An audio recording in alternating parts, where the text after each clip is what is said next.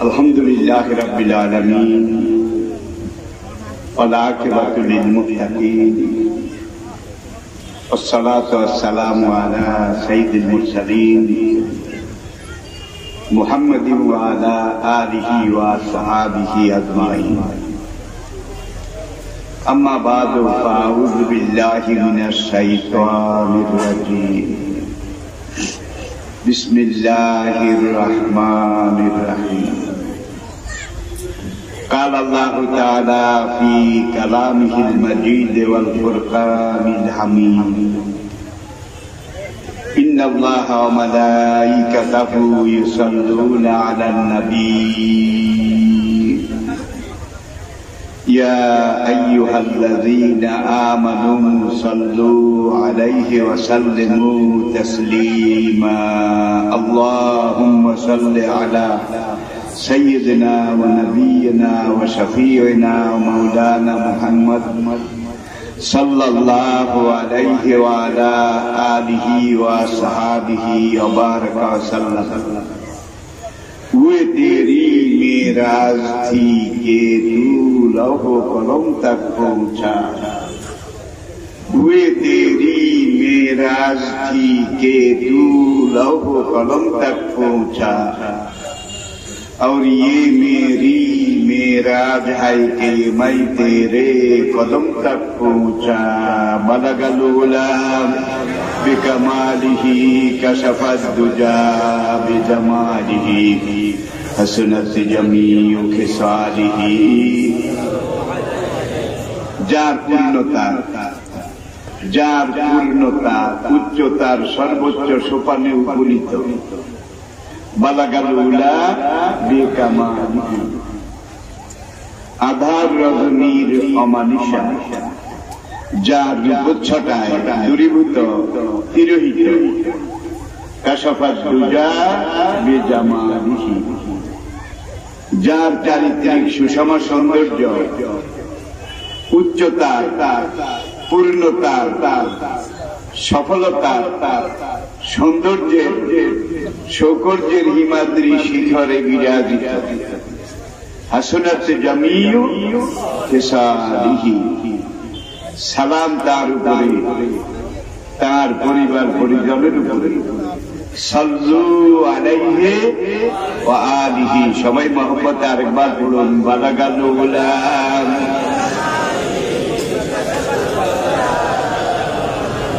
হাসনাত জামিউ ফিসালিহি فأعوذ بالله من الشيطان الرجيم بسم الله الرحمن الرحيم سبحانك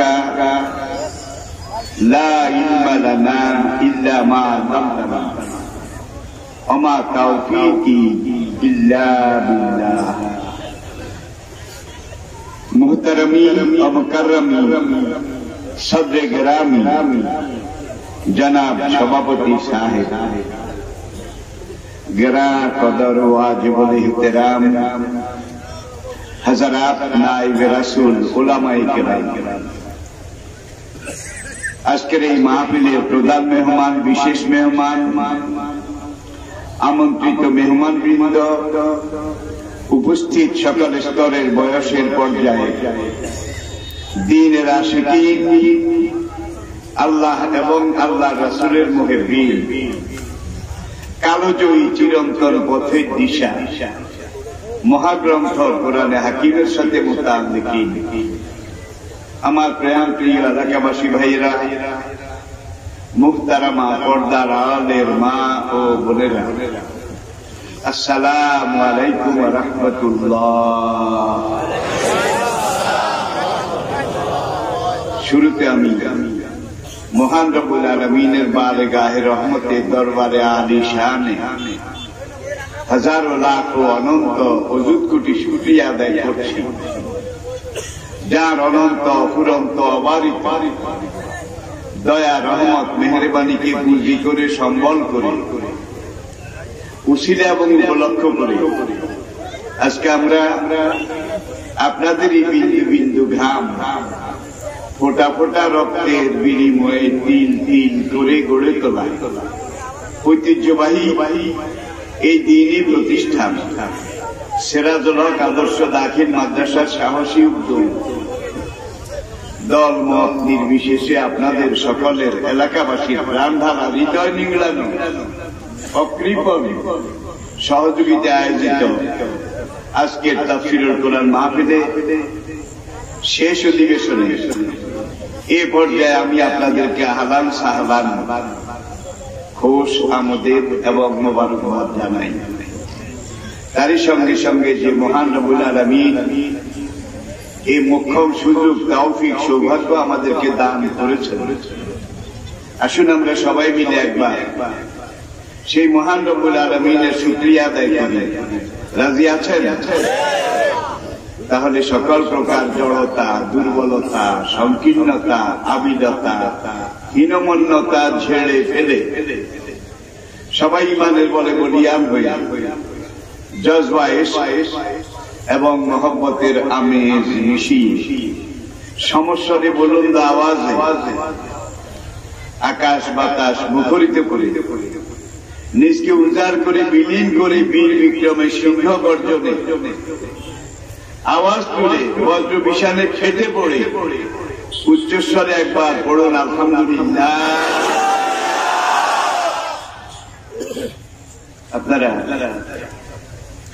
প্রচারে লিফলেটে দিয়েছেন ডক্টর লুৎফর রহমান।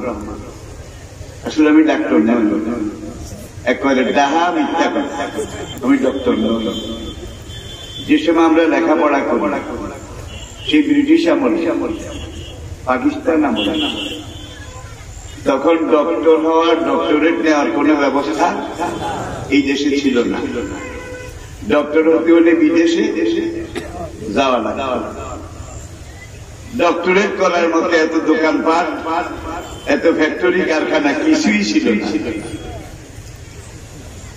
এই ডক্টর কথাটা শুধু বাংলাদেশে নয়, দুনিয়ার সর্বপশ্চিম আমেরিকাতে গিয়ে দেখলাম সেখানেও ক্যান্সারের মতো ছড়িয়ে গিয়েছে। আবার দুনিয়া শেষ পূর্ব প্রান্ত মালয়েশিয়া, সিঙ্গাপুর, কোরিয়া, জাপান, এই দেশগুলোতে গিয়ে দেখলাম সেখানেও ডক্টর। তারা লিখেছে, আমি বললাম পেলেনটা কোথায়? তখন জাপানের এক পণ্ডিত, হি ইজ এ কনভার্টেড মুসলিম, তিনি বললেন, হুজুর ডোন্ট মাইন্ড প্লিজ, ডক্টর শব্দের অর্থ বিশেষজ্ঞ। আমরা আপনাকে ইসলামের কোরআনে দ্বীনের একজন বিশেষজ্ঞ হিসেবে এটা মনে করি এবং লিখেছি। আমি বল বিশেষজ্ঞ হিসেবে, আসলে আমি বিশেষজ্ঞ নই, আমি বিশেষ অজ্ঞ। মানে বিশেষভাবে অজ্ঞ। তবে মিজানুর রহমান আজহারি থেকে শুরু করি আজকে মাঠে ময়দানে আমার যে রুহানি ছেলেরা কথা বলে যাচ্ছে, ইসলামের কোন সিংহ আজকে লৌহ কপাটে কপাটে, তার শুধু বাংলাদেশে নয় পুরা বিশ্বে এখন আমি দাপটে বেড়াচ্ছি আলহামদুলিল্লাহ। এই বয়সে আর মাঠে যারা এখন কথা বলছে, আপনাদের কাছে গ্রহণযোগ্যতা যারা পেয়েছে, সেই ছেলেদের অধিকাংশ তারা কিন্তু ডক্টর। জাতিসাত ধরতে হলে ওজা হওয়া লাগে, ওজা ভালো ওজা না হলে জাতিসাত ধরতে পারে না, বরং কামড় খেয়ে উল্টা। এই যুগে অনেক ডক্টর নাস্তিক, ইসলামের বিরোধিতা করে। ডক্টর জিয়া তো সেদিন বলেছে, ডাক্তার গিরার উপরে যারা জামা পায়জামা লুঙ্গি পরে তারা জঙ্গি, তারা নেজাকাত, তারা শিবির, তারা এটা, তারা ওটা। আমেরিকাতে, আমেরিকা, ব্রিটেন, ফ্রান্স, জার্মানি, এই চারটা দেশের একজন শরীর বিজ্ঞানী, দেহ বিজ্ঞানী, তারা দীর্ঘ এক যুগ গবেষণা করেছে যে ইসলামের নবী তিনি যে ডাক্তার গিরার উপরে জামা পায়জামা, প্যান্ট এগুলা পরার জন্য বলেছেন, এটার কারণটা কি? তারা গবেষণা করে যেটা পেয়েছে সেটা বলবো। টাকনুর গিরার নিচে যারা প্যান্ট পায়জামা এগুলো পড়েছে, টাকনুর গিরাটা হলো আপনার শরীরের সর্বনিচের বল বেয়ারিং, বল বেয়ারিং। এখানে বল আছে, বেয়ারিং আছে, আর বেয়ারিং চলতে হলে এখানেও বেয়ারিং আছে, বেয়ারিং আছে। বেয়ারিং না থাকলে কিন্তু এগুলো এইভাবে খাস হয় না, বাস হয় না, মুভমেন্ট করে না। হাতের মাঝখানে বেয়ারিং আছে নাকি নাই? হাতের শেষে বেয়ারিং আছে, না থাকলে কিন্তু এগুলা নড়তো না। আর বল বেয়ারিং গুলো কাজ করতে হলে এখানে গ্রিজ লাগে, মোবিল লাগে, গিয়ার অয়েল লাগে, পাওয়ার অয়েল লাগে, লাগে কিনা বলে? এখন এই যারা টাকনুর গিরার নিচে প্যান্ট পায়জামা এগুলো পরেছে, তাদের টাকনুর গিরার যে গিরিজ, গাম, লাসা, আটা এগুলো শুকিয়ে গেছে। কারণ বাইরের পশমের গোড়ায় গোড়ায় বাইরে থেকে যেসব মাল ম্যাটেরিয়াল আল্লাহর কুদরতি কারখানায় তৈরি, সেগুলা ঢুকতে পারে না। যার জন্য এইটাকে নবী বলছেন খোলা রাখো, মুক্ত রাখো। এটাকে প্যান্ট দিয়ে ঢেকো না, পায়জামা টুপি দিয়ে ঢেকো না। এখন দেখা যায় তাদের পায়ের টাকনুর গিরার জাম হয়ে গেছে, জাম। এখন আর মুভমেন্ট করে না, এখন পাকে নাড়াতে পারে না, ঘুরাতে পারে না। তারা বলে সাংঘাতিক অবস্থা। ইসলামের নবী শুধু নবী ছিলেন না, এমন একজন দেহ বিজ্ঞানী ছিলেন, এমন একজন চিকিৎসা বিজ্ঞানী ছিলেন, তিনি যেখানে যে কথা যেভাবে বলেছেন, যখন বলেছেন। আজকে আমরা গবেষণা করে দেখতে পাচ্ছি বিজ্ঞানের সর্বশেষ লেটেস্ট যে রিসার্চ, গবেষণা, সেই গবেষণার সাথে নবীর প্রত্যেকটা কথা মিলে যাচ্ছে। এরপরে আমরা হাসি দেই না? হাসি হাসি হাসিতে যে বাতাসটা বের হয় ফুসফুস থেকে, হার্ট থেকে, লাংস থেকে, কিডনি থেকে, লিভার থেকে, পুরো মেশিনারিকে উজাড় করে যে বাতাসটা নাক মুখ দিয়ে বের হয়, হাসির বাতাসের গতি 90 কিলোমিটার থেকে 150 কিলোমিটার। যে বাতাসটা ভিতর থেকে, ফুসফুস থেকে, শরীরের মেশিনারি থেকে বের হয়, এখন নিঃশ্বাসের সাথে অসংখ্য লক্ষ লক্ষ ভাইরাস, রোগ জীবাণু বাতাসের সাথে নাক দিয়ে ঢুকে, মুখ দিয়ে ঢুকে, ওরা আপনার ফুসফুসে, লাংসে, হার্টে, সেখানে গিয়ে জমা হয়, বাসা বাঁধে। তখন আল্লাহ এই হাসিটার নেয়ামত হিসাবে দিয়েছে। 90 থেকে 150 কিলোমিটার বেটে অঙ্গগুলো থেকে যখন বাতাসটা বের হয়, লক্ষ লক্ষ ভাইরাস যেগুলো এখানে ঢুকেছিল সব ভাইরাস বেরিয়ে যায়, সব রোগ জীবাণু বেরিয়ে যায়। যার জন্য আমাদের নবী বলেছেন আলহামদুলিল্লাহ পড়ো, তোমার হাসির সাথে ভাইরাস বের হয়ে গেছে। আল্লাহু আকবার। এটা তোমার দেহের জন্য আল্লাহ কল্যাণ করেছেন রোগ জীবাণুগুলো। আর হাসি এমন করে দেয়, শরীর বুঝে হাসে। শরীর যদি সেইভাবে হয়, তাহলে একটা হাতি যেই জোরে নিঃশ্বাস ফেলে, একজন মানুষের দেখেন নাক দিয়ে সুরেশা, আমরা যেটা হিঙ্গুল, এগুলা পর্যন্ত হাসির সাথে বোধহয় বের হয় না, হয় সব রোগ জীবাণু বেরিয়ে যায়। এই জন্য নবী শিখিয়েছেন, রোগ জীবাণু বেরিয়ে গেছে, ভাইরাস দূর হয়ে গেছে, তুমি আলহামদুলিল্লাহ পড়া, আল্লাহ শুকর করো। শুধু ইসলাম সাইন্টিফিক বিজ্ঞানের ভিত্তি আছে। আবার মানুষ হাই তো নেই, আমি এইটার উপরে তারা গবেষণা করেছে, করার পরে তারা যে রেজাল্ট পেয়েছে 2019 সালের 31শে ডিসেম্বর, এই রেজাল্টটা তারা পুরো দুনিয়ার সামনে, বিশ্ববাসীর সামনে ফ্ল্যাশ করেছে। যে মানুষ যখন হাই তোলে, আমি দেয়, তখন ভিতর থেকে বাতাস বাইরে হয় সামান্য, কিন্তু বাইর থেকে দূরে অনেক অনেক বেশি, অনেক বাতাস ঢুকে আমির সাথে। এখন এই যে বাতাস গুলা ঢুকে, এগুলোর সাথে রোগ জীবাণু ঢুকে, ভাইরাস ঢুকে, লোকটা রোগাক্রান্ত হওয়ার আশঙ্কা থাকে, ভয় থাকে। যার জন্য নবীজি বলেছেন, তুমি লা হাওলা ওয়ালা কুওয়াতা বলে আল্লাহর কাছে সারেন্ডার করো, সব রোগ জীবাণু আল্লাহ বেকার করে দেবেন, তোমার কোনো ক্ষতি করতে পারবে না। আজকে রোগ বালাই বেশি, 15-20 বছরের তরুণ যুবক, তাদের ডায়াবেটিস, তাদের প্রেশার, ঠিক কিনা বলেন? কিন্তু যত বড় ডাক্তারের কাছে যাবেন, আপনার শরীর চেক আপ করবে, ওষুধ দেওয়ার আগে ডাক্তার বলে খানা কম খাবেন, ভালো থাকবেন। খানা কম খাবেন, সুস্থ থাকবেন। এটা বোধহয় ডাক্তাররা বলে না, কথায় বলে বাতে মেশা তেলে কাঁচা কাঁচা। মানুষ যখন না খেলে মরে, আবার বেশি খেলেও মরে, ঠিক কিনা? না খেলেও মরে, বেশি খেলেও।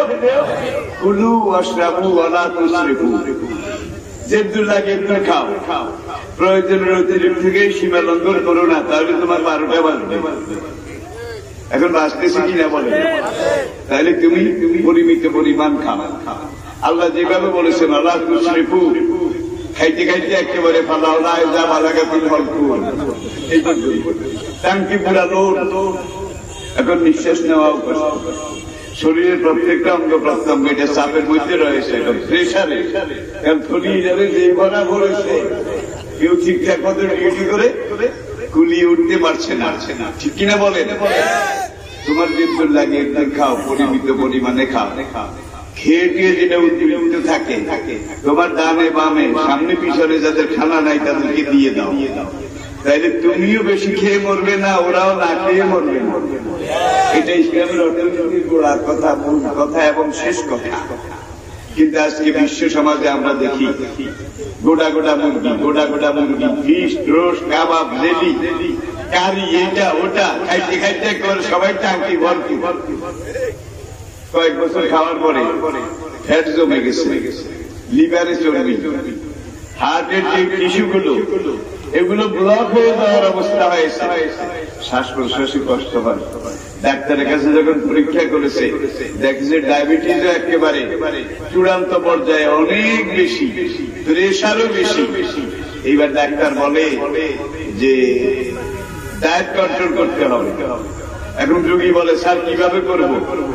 ফ্যাট কোনো জিনিস খেতে পারবে, যেগুলো শরীরে চর্বি জমায় এগুলা বেশি খেতে পারবেন না, তাইলে আরো ব্লক হয়ে যাবে, আরো চর্বি জমে আপনার শরীরটা বেকার হয়ে যাবে।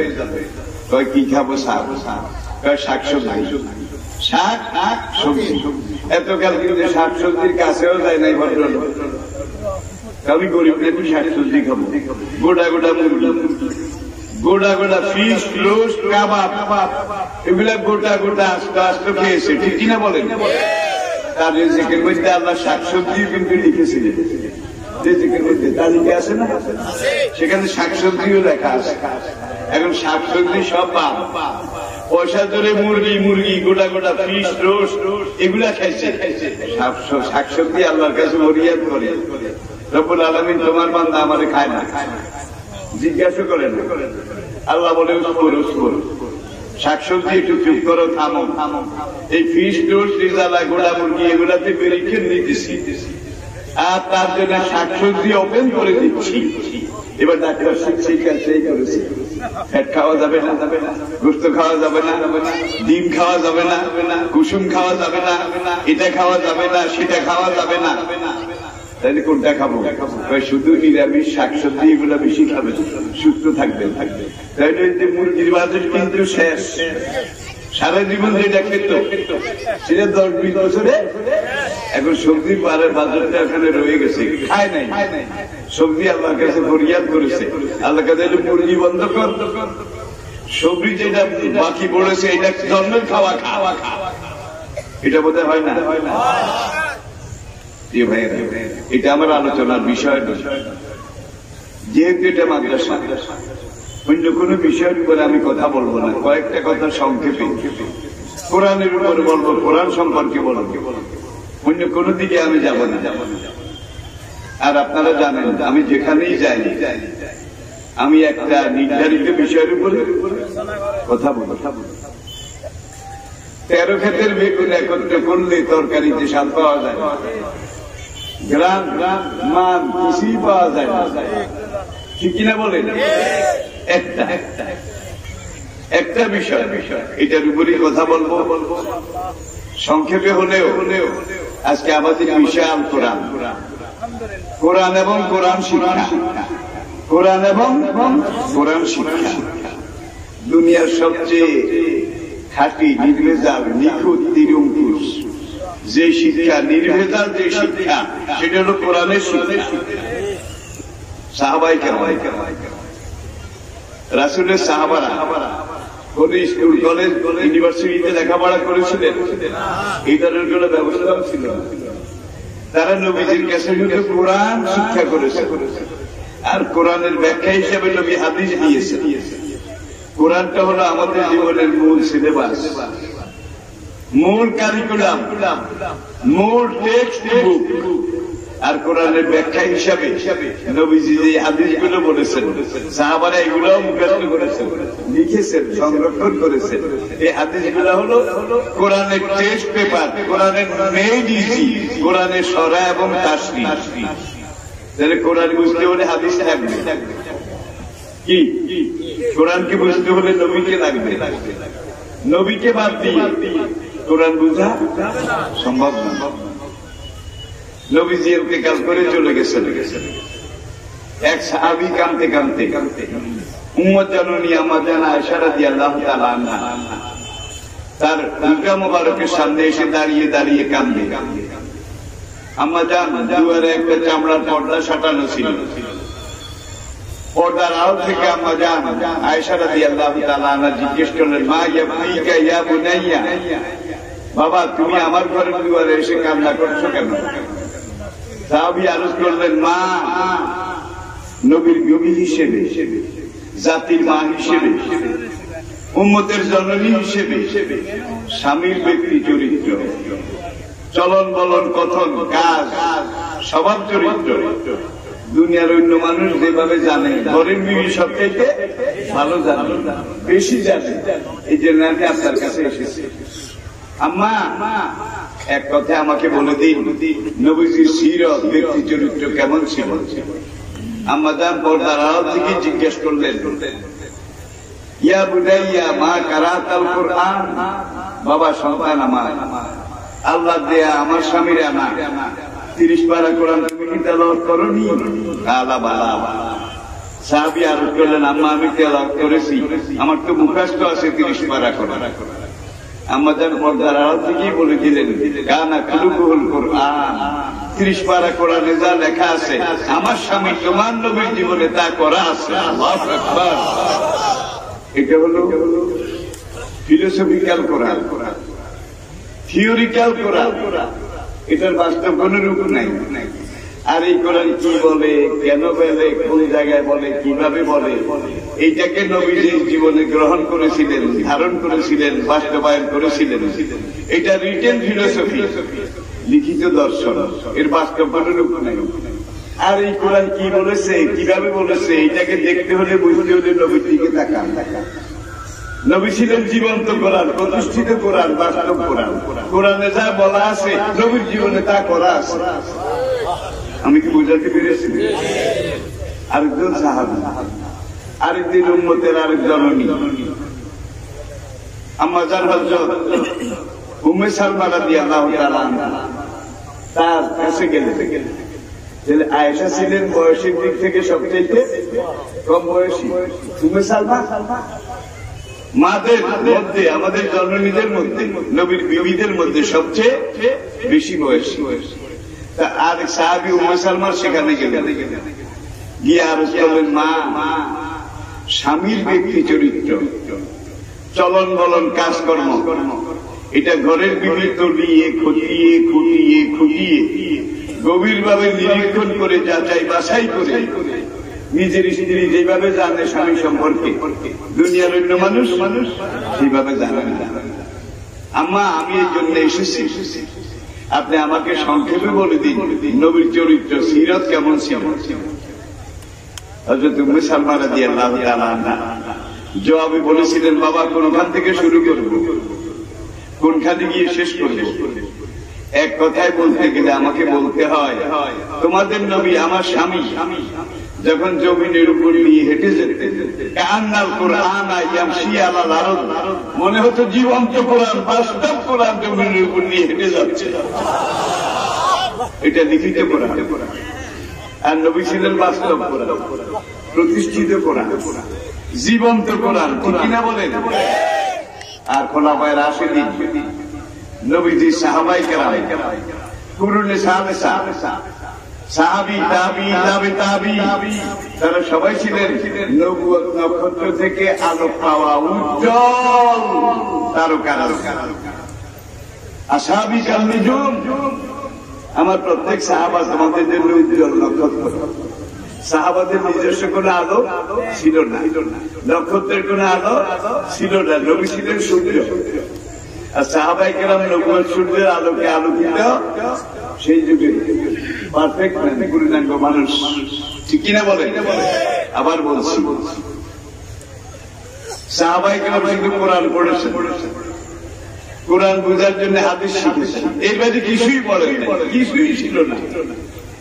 পরবর্তীতে আসেন এই কোরআন বুঝে, কোরআন পড়ে রাষ্ট্রবিজ্ঞান থেকে শুরু করে ধর্ম, আদর্শ, ঐতিহ্য, তাহজিব, তমদ্দুন, কালচার, সিভিলাইজেশন, ভদ্রতা, নম্রতা, শিক্ষা, দীক্ষা, জ্ঞানে বিজ্ঞানে বীরত্বে 500 বছর সোনালী যুগ, যেটা সোনালী যুগ মুসলমান জাতি দুনিয়ার সবার উপরে ছিল নাকি ছিল না? আজকে বিজ্ঞান, আধুনিক বিজ্ঞান, মডার্ন সায়েন্স, বিজ্ঞানীরা দাবি করে বিজ্ঞানের আজকে পূর্ণতার যুগ, পূর্ণতা, বিজ্ঞান পূর্ণতা পেয়েছে। আলহামদুলিল্লাহ, আধুনিক বিজ্ঞানের যেসব লাইন, যেসব চ্যানেল আজকে পূর্ণতা পেয়েছে, আল্লাহর কসম সবগুলা কোরআনে এসে মিলে গেছে। আর বিজ্ঞানের যে লাইনগুলো এখনো পূর্ণতা পায়নি, কোরআনের সাথে মিলে না, বুঝতে হবে এখনো বালেগ হয় না। যখন বালেগ হবে কোরআনে এসে মিলে যেতে বাধ্য। কোরআন কোন বিজ্ঞান গ্রন্থ নয়, বৈজ্ঞানিক থিওরিও নয়, বিজ্ঞানের দর্শনও নয়, কিন্তু 1000 বছর আগে যিনি কোরআন নাযিল করেছেন তিনি হাকিম। হাকিম সবচেয়ে বড় বিজ্ঞানী, হিকমত ওয়ালা। আর এই কোরআন যিনি নিজে রচনা করেছেন, কোরআনের শব্দ, অর্থ, তর্জমা, ভাব, কোরআনের শব্দের গ্রন্থনা, ভাবের দোতনা, সুরের ব্যঞ্জনা, ফাসাহাত এবং বালাগা সব আল্লাহর নিজস্ব তৈরি। ঠিক কিনা বলে? আল্লাহর নিজস্ব তৈরি, আর আল্লাহ রচিত, আল্লাহ তৈরি। এই কোরআন আশরাফুল মাখলুকাত মানুষকে পারফেক্ট করার জন্য, সুপারম্যান করার জন্য, পূর্ণাঙ্গ মানুষ বানাবার জন্য কোরআনের মেশিনারি চেয়ে ভালো মেশিনারি কোন মানুষের পক্ষে বানানো সম্ভব নয়। আল্লাহ আলিম, কারীমের মতো ইসমে ফাইল মুবারাকা, আল্লাহর যে 99টা নাম সবগুলোই কিন্তু ইসমে ফাইল মুবারাকা। উলামায়ে কেরাম বুঝতেছেন ভালো, মানে তিনি জ্ঞানী, মুবারাকা হলো জ্ঞানী, নাকি তিনি মহাজ্ঞানী। এরপরে সবচেয়ে বড় বিজ্ঞানী, ইয়াসিন আল কোরআনিল, বিজ্ঞানময় কোরআনের প্রথম করে আমি আল্লাহ বলছি। কে বলে? আল্লাহ নিজে। কোরআন বিজ্ঞানের থিওরি নয়, বৈজ্ঞানিক দর্শনও নয়, বিজ্ঞানের ফিলোসফিও নয়, কিন্তু 1000 বছর আগে কোরআন যে কথাগুলো বলেছে, আজকের আধুনিক বিজ্ঞান যেখানে পূর্ণতা পেয়েছে কোরআনে এসে মিলে যাচ্ছে এবং তারা কোরআনের কাছে সারেন্ডার করতেছে। আধুনিক বিজ্ঞানের, আজকের বিজ্ঞানের সবচেয়ে বড় আবিষ্কার কিন্তু কম্পিউটার। কম্পিউটারের চেয়ে বড় কিছু এখনো, এত বুদ্ধিমান, এত ব্যাপক কিছু এখনো হয়নি। মুসলমান জাতির জন্য সবচেয়ে খুশির খবর, আজকে কম্পিউটার বিজ্ঞান পর্যন্ত কোরআনের কাছে সারেন্ডার করেছে, যে আমরা পড়ার দিন কম্পিউটার। দেখা যায় আল্লাহ নাযিল করা এই কোরআন কম্পিউটার দি গ্রেট, সব কম্পিউটারের বাবা। মিশরের সবচেয়ে বড় কম্পিউটার বিজ্ঞানী ডক্টর রাশাদ খলিফা, তিনি প্রথম কোরআনকে কম্পিউটারাইজ করলেন। কম্পিউটারাইজ করার পরে তিনি যেখান থেকে শুরু করেছেন, বিসমিল্লাহির রহমানির রহিম, কোরআনের প্রথম আয়াত, এটাকে কম্পিউটারাইজ করেছেন তিনি। করে তিনি দেখলেন বিসমিল্লাহির রহমানির রহিম আরবিতে লিখতে আরবি শব্দ 19টা লাগে। কয়টা? বিসমিল্লাহর অক্ষর ধরে দেখুন করে নিয়ে কয়টা? 19টা। ডক্টর রাশাদ খলিফা এইটাকে গাইডলাইন হিসাবে নিলেন। নেওয়ার পরে তিনি দেখেন যে শুধু এটা নয়, এখানে এসেন শব্দটা কোরআনে যত হাজার বার এসেছে এটা যোগফল দিয়ে ভাগ দিয়েছে, মিলে গেছে। এরপরে আল্লাহ, আল্লাহ শব্দটা কোরআনে যত হাজার বার আসে এটার যোগফল 19 ভাগে মিলে গেছে। এরপরে রহমান কোরআনে যত হাজার বার আছে এটার যোগফল 19 ভাগে মিলে গেছে। এরপরে রাহিম কোরআনে যত হাজার বার এসেছে এগুলোর যোগফল 19 ভাগে মিলে গেছে। আম্বিয়া কেরামের ইতিহাস আমরা জানি আদম থেকে আমাদের নবী পর্যন্ত যুগে যুগে কত ঘটনা পরম্পরা, এবং সব ঘটনার শিক্ষা এটা, যারা আল্লাহর বিরোধিতা করেছে তারা যত শক্তিশালী হোক কোন যুগে আল্লাহর বিরুদ্ধে টিকতে পারেনি। নমরুদ টিকতে পেরেছিল, ফেরাউন, সাদ্দাত, বখতে নসর, আবু জাহেল, আবু লাহাব, উতবা, ওলীদ, রবিয়া, মুগীরা, সায়বা, এইসব আবু জাহেল কেউ আল্লাহর বিরুদ্ধে টিকতে পারেনি। টিকছে কারা? মুহাম্মদ সাল্লাল্লাহু আলাইহি ওয়াসাল্লাম, আবু বকর, ওমর, ওসমান, আলী, তালহা, জুবায়ের, বেলাল, খুবাইব, তারা জমিনে তখনও টিকে ছিল, এখনো টিকে আছে, কিয়ামত পর্যন্ত টিকে থাকবে। কারণ আল্লাযীনা জাহাদু ফীনা লানাহদিয়ান্নাহুম সুবুলানা, যারা আমার জমিনে আমার দিনকে জানে এবং মানে স্বীকার করে এবং আমার দিনকে দুনিয়াতে প্রতিষ্ঠার কাজে চেষ্টা করে, দাইয়ে আল্লাহর ভূমিকা পালন করে, লানাহদিয়ান্নাহুম সুবুলানা, লাম তাকিদ মিন সুবিলা, নিশ্চয় নিশ্চয়ই আমি তাদেরকে তাদের পথের বাধা দূর করে দেব। আপনারা বোধহয় ডরাইছেন, দেশ খারাপ, সময় খারাপ, কথা কইস না, কোনো কিছুর প্রতিবাদ করিস না, জান না সাম খরচ, এরকম ভাই আমাদের মধ্যে বোধহয় নাই। আছে আছে লাউমাতা লাইমিন। আরেকটা হাদিসে মুসা বোধহয় ফেরাউনের লাল চোখ দেখে নাই, ফেরাউনের লাল চোখ, চোখ গোলা নিয়ে মুসা বোধহয় এটা দেখে নাই, মুসা বোধহয় ফেরাউনের ধমক শুনে নাই, ইব্রাহিম বোধহয় নমরুদের লাল চোখ গোলালি দেখে নাই, নমরুদের ধমক এটা দেখে নাই। কত রকমের পরীক্ষা। কোরআন ইচ্ছা বলার জন্য ইতিহাস বলেনি, শিক্ষা গ্রহণ করার জন্য কোরআনের এই ইতিহাস। ফাতাবিরু ইয়া উলুল আবসার, আকল কাণ্ড জ্ঞান বিবেক যাদের আছে তোমরা এইসব ইতিহাস থেকে শিক্ষা গ্রহণ করো। এখন ইব্রাহিম না তার সঙ্গীরা নমরুদের ধমকের ডরাইছে, ঠিক না? মুসা আলাইহিস সালাম, তার ভাই হারুন, আর তখনকার সাহাবারা, মুসার সাহাবারা বোধহয় ফেরাউনের ধমকের ডরাইছে। আরেকটা জিনিস মহাকালের এই ইতিহাস যেটা প্রমাণ করেছে, নমরুদ যুগে যুগে আসবে, ফেরাউন যুগে যুগে আসবে, আবু জাহেল যুগে যুগে আসবে, আবু বকর, ওসমান, আলী তারাও যুগে যুগে থাকবে।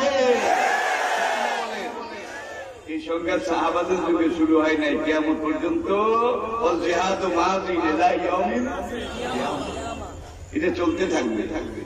হকার বাতিলের কাশ প্রকাশ সংঘর্ষ এটা চলতে থাকবে। আল্লাহ বলেন হকপন্থীরা যখন ময়দানে নামে, ওয়াকানা হাক্কান আলাইনা নাসরুল মুমিনিন, মুমিনদেরকে সাহায্য করা আমি আল্লাহর উপরে ফরজ হয়ে যায়। তাহলে ময়দানে নামা আমাদের জন্য ফরজ। আল্লাহ বলে তোমরা যদি ময়দানে নামো তোমাদেরকে সাহায্য করা আমি আল্লাহর জন্য ফরজ। এখন আমরা ময়দানেই নামি না, আল্লাহ সাহায্যটা করবে কারে? অধিকাংশ 90% মুসলমান কয় দেশ খারাপ, সময় খারাপ, যান বাঁচান ফরজ। হয়তো আপনাদের মধ্যে নাই, এরকম আছে আছে। আরে বেলালের মাইক দেখেন, সোহাইবের মাইক দেখেন, আমার ইয়াসিরের মাইক দেখেন, তাদের শরীরে চামড়া ছিল না। মক্কা বিজয়ের দিন বেলাল তলোয়ার উঠিয়ে দাঁড়িয়ে আছে কাবাকে কেন্দ্র করে, খোবাইব দাঁড়িয়ে আছে, সোহাইব রুমি দাঁড়িয়ে আছে, আমার ইয়াসির দাঁড়িয়ে আছে, তাদের অনেকের শরীরে চামড়া না। বেলাল, সোহাইব, আম্মার তাদের শরীরে বড় বড় গর্ত, ওই যে জ্বলন্ত আগুনের ময়দায় শোয়াই ছিল, বুকের উপরে পাথর চাপা দিয়েছিল। আগুনের কয়লায় পড়তে পড়তে চামড়া পড়ে গেছে, গোস্ত পড়ে গেছে, গোস্তগুলা পুড়ে গিয়ে আগুনের আঙ্গার হাড়ে গিয়ে রেখেছে। তাদের শরীরে বড় বড় গর্ত ছিল, হাড্ডি দেখা যেত, অনেক জায়গা দিয়ে হাড্ডি দেখা যেত। রাসূল ছোট্ট করে বললেন, ইয়া মাশারাল কুরাইশ, এইটা আমার ভাই বেলাল। বেলালের শরীরে যত পশম তার চাইতে বেশি জখম। এইটা আমার ভাই আমার ইয়াসির, দেখো তার শরীরে যত পশম তার চেয়ে বেশি জখম। এইটা আমার ভাই সোহাইব রুমি, দেখো তার সারা শরীর জখম, হাড্ডি দেখা যায় অনেক জায়গায়। আমার সব সাহাবা এই অবস্থা। মক্কার 13 বছর তাদেরকে ভাজি করেছ, বুনা করেছ, কাবাব করেছ, তাদেরকে জর্জরিত করেছ। সেই জখমের দাগ নিয়ে আজকে বেলালের হাতেও তলোয়ার, আম্মারের হাতেও তলোয়ার, সোহাইবের হাতেও তলোয়ার, ঠিক কিনা? সবাই তলোয়ার নিয়ে আজকে বিজয়ী। আর আবু জেহেল, উতবা, উলিদ, রবিয়া, মুগিরা, সাহেবা সব কি এই যুগে যে কি করতো? শুধু জবাই করতো নাকি কামুক কাটা কাটতো? কামুক কাটতে দেখছেন এক কোপ দেয় নাকি কোবাইতে থাকে? এই বেলালের সামনে কিন্তু উমাইয়ার ছেলে যারা নির্যাতন করেছে তারা এইভাবে আসে। এই যুগে এই যে ওই তো বেশি জবাই কর, একটা একটা অমুক ধর, সকাল বিকাল নাস্তা কর। আসলে ওরা ভোগ জানে না, ওরা বাস্তবতাও জানে না। ইন্না বাদশা রাব্বিকা, তোমারে ধরবে, সাঁড়াশি দিয়ে ধরবে, সাঁড়াশি দিয়ে ধরলে আর সিলিং করতে পারে না। আপনারা কালো রঙের একটা পাখি আছে, পুকুরে জাঙ্গালে খালে ডুবিয়ে মাছ ধরে, ওদের খানা ওইটা বাইন বুচ্ছা, বাইন আর বুচ্ছা। ভাই যেটা হাতে ধরাও কষ্ট। কিন্তু যে পানকৌড়ি তারা একটা বাইক ছেড়ে ধরলে কোনোদিন শুনতে দেখছে?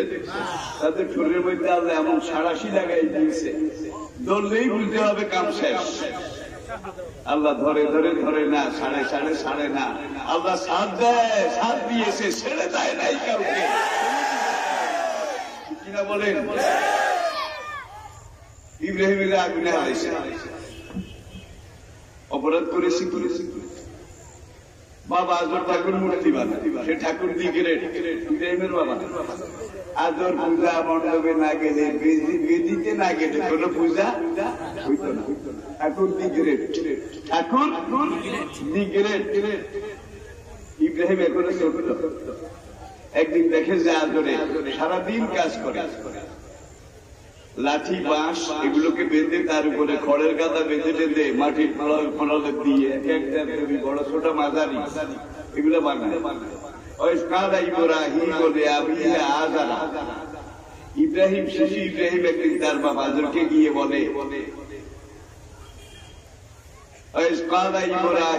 ইব্রাহিম যখন বললেন যে আবি আজারা, তার বাবা আজরকে এই কথা যখন বললেন, আপনার থেকে যাস না মানে আবু কি বানাও, কি বানাও? এই ছেলে সাবধানে করিস, তোর খোদা, তোর বাবার খোদা, তোর দাদার খোদা, তোর 14 গোষ্ঠীর খোদা যেটা বানাই হিটা। ইব্রাহিম কয়, আব্বা আমনে বানাই দিত। একবার দেখি লাঠি দিয়া বাঁধেন, খেত দিয়া জড়ান, মাটি দিয়া প্রোডাক্ট দেন, আবার চাকু দিয়া কাটেন, সব বানান, ফোন বানান, এরপরে রং দেন, ডিজাইন করেন। আমনে বানাই দেন, আপনি বানাচ্ছেন। এখন আমনে যদি কইতেন আমি ওদের খোদা, তাহলে আমার গায়ে সই, কেন আপনি বানাইছেন আমি দেখছি। এখন আপনি তাদেরকে বানাই দেন, আপনি তাদের খোদা হইতে পারলেন না, ওরা তার খোদা হইল। ইন্নী আরাকা কাওমাকা ফি দালালিন মুবিন। আব্বা আপনি নিজেও ডুবেছেন, দেশটারও শেষ করেছেন। ইন্নী আরাকা কাওমাকা ফি, ইতিহাস অনেক লম্বা, আমি ইতিহাসে যাব না। সবাই দরবারে গেছে, এমন এই দরবারটা ফেরাউনের বড় দরবার, বছরের নববর্ষ শুভ দিন। সেখানে সব বনে ইসরায়েল একত্র হয়, গলইয়া বাজার বলে যেটাকে, নমরুদের জন্মদিন। সব সেদিকে রওনা করেছে। ইব্রাহিম যায়, এক জায়গায় বসে আছে। বাবা আত্মীয় স্বজন কয়, চল চল ঘুরতে যাবো, মেলায় যাবো, চল চল। এই নিয়ে সাকি শরীরটা ম্যাচ ম্যাচ করে, ম্যাচ ম্যাচ করে, শরীর বেশি ভালো না। সাকিব, ইন্নি সাকিব। আজকের একদল বিজ্ঞানী ইব্রাহিমের ইন্নি সাকিব এটার উপরে গবেষণা করেছে। ইন্নি সাকিব, শরীরটা ম্যাচ ম্যাচ করে, শরীরটা একটু মনে হয় যেন বিমার এসে গেছে। আজকে চিকিৎসা বিজ্ঞানীরা পরীক্ষা করে বলেছে আপনার মন যদি খারাপ হয়, মনে যদি দুঃখ হয়, ব্যথা হয়, তাইলে এটার একবারে প্রত্যেকটা অঙ্গ প্রত্যঙ্গের মধ্যে এটা ছড়িয়ে পড়ে। ইব্রাহিমের সেদিন মন খারাপ আছিল, মনে ব্যথা ছিল, যাতে কি করে এই মন খারাপের এফেক্ট তারপরে শরীরে ছড়িয়ে পড়েছিল। এই জন্য বলেছিলেন সাকিব, সৈন্য অসুখ। কত 100 কারণ হার্টের অসুখ হলে মন খারাপ হইলে শরীরটা খুব ভালো হয়, ঠিক না?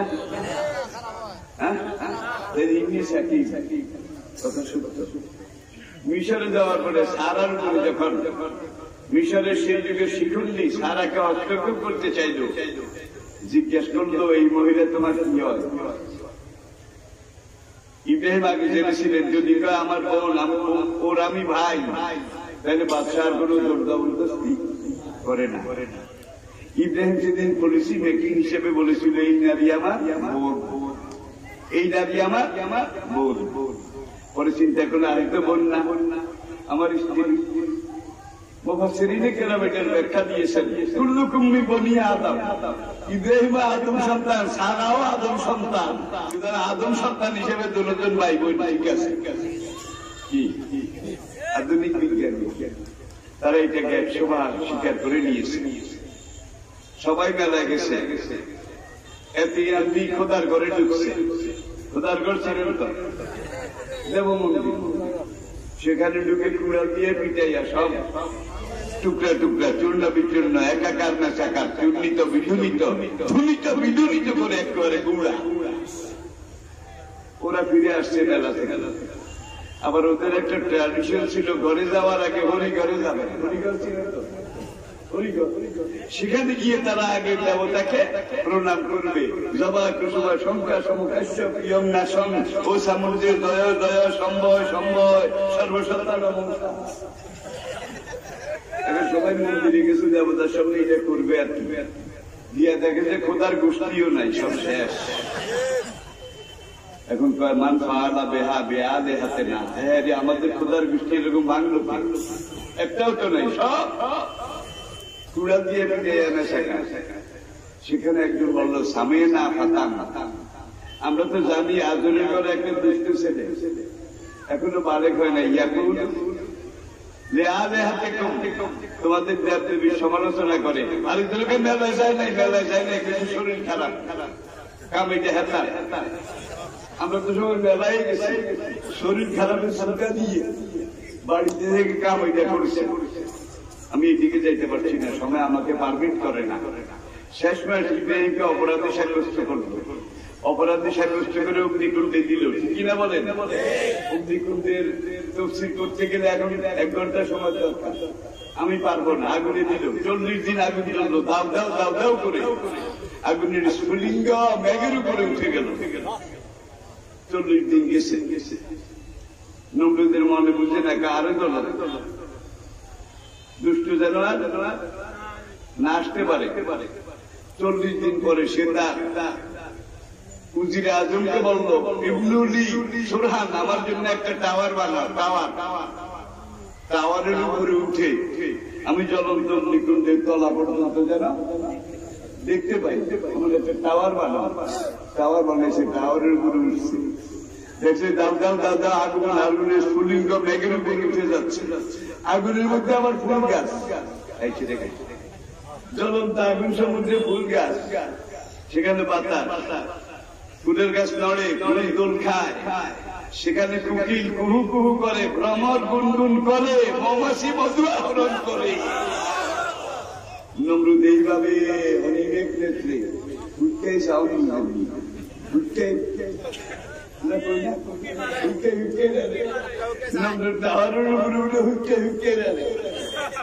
দেখে যে ফুল গাছের নিচে ইব্রাহিম বসা, তার শরীরে এমন এক অনিন্দ সুন্দর পোশাক, যে পোশাক নমরুদ কোনদিন দেখে নাই।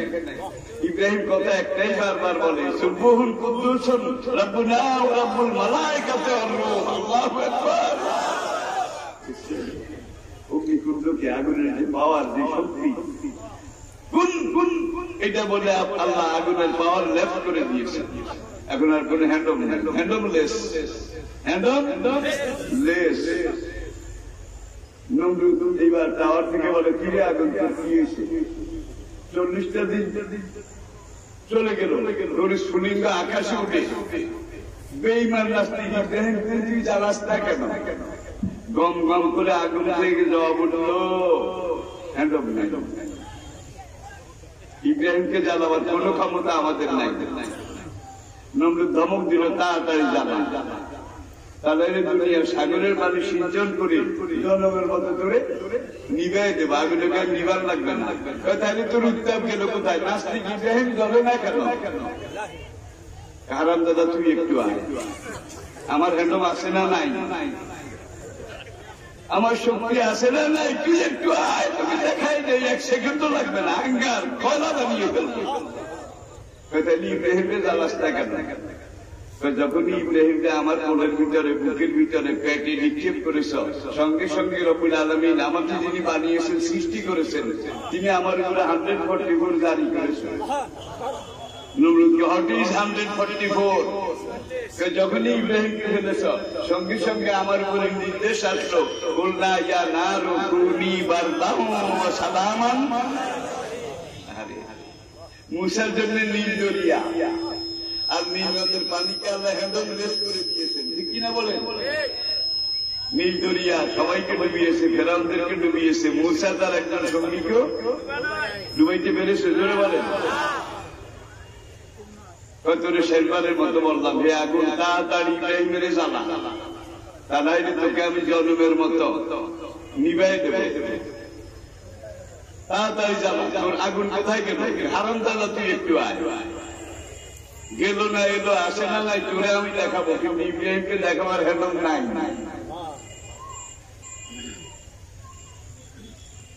এই আগুনের সাথে তর্ক বিতর্ক করে কিছুক্ষণ ধরে সে নামলো, নেমে দেখে যে ইব্রাহিম আস্তে আস্তে অগ্নিকুণ্ড থেকে উঠে আন্ডিয়ে আন্ডিয়ে বই যায়। নমরুদ তোকে কিনে নাচতে, তুই আগুনে পড়লি না, তোরে কে বাসাইছে? ইব্রাহিম সত্য করি আমার উপর আলো, আমার উপর আলো আমারে বানাইছে। ইন্নাহু রাব্বি সাইয়াহদিন, তিনি আমার রব, তিনি জীবনের মালিক, মরণের মালিক, সবকিছুর নিরঙ্কুশ মালিক। উপরওয়ালার কথা কইয়া কইয়া আমারে দমকাস, ওই থাম, তোর অবস্থা কিছুদিন এইভাবে থাক, তোর উপরওয়ালারে আজকে আমি মারবো। আবার উজিরকে বললো, 4টা পোষা ঈগল, স্বর্ণ ঈগল, বিশাল বিশাল পাখি। এখনো আফ্রিকার সাহারা মরুভূমিতে, সৌদি আরবের রাবিক মরুভূমিতে কোন কোন জায়গায় দেখা যায় ভাই, একটা ঈগল যেমন একটা হেলিকপ্টার। ঈগল পাখির 4টা আম, ঈগল পাখির পায়ের সাথে তার সোনার তৈরি এই সিংহাসন, চেয়ার, কুরসি, এটাতে বাঁধলো, বেঁধে বেঁধে ইব্রাহিমকে দেয়, ওই তুই এখানে খাড়া, কয়েক মিনিট আমি একটু উপরে যাই। তোরে নাকি উপরওয়ালায় বাসাইছি, উপরওয়ালায় বাসায়, উপরওয়ালায় খাওয়ায়, তুই একটু থাম, আমি তোর উপরওয়ালারে আজকে শেষ করে আসি, তারপরে তোর কাম ধরবো। ঈগল পাখি তাকে নিয়ে উড়াল দিয়েছে।